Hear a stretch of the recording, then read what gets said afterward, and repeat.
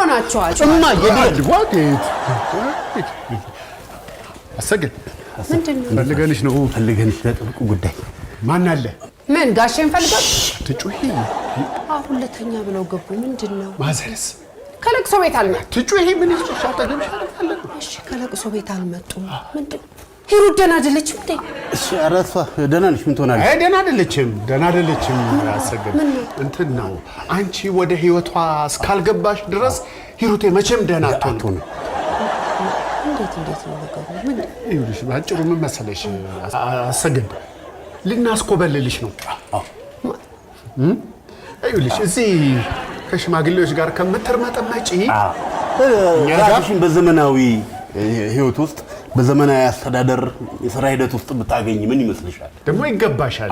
አሰግድ ምን ታስቢያለሽ? ዘመናዊ ህይወት ያስፈልግሻል። እናንተ ሰዎች ግን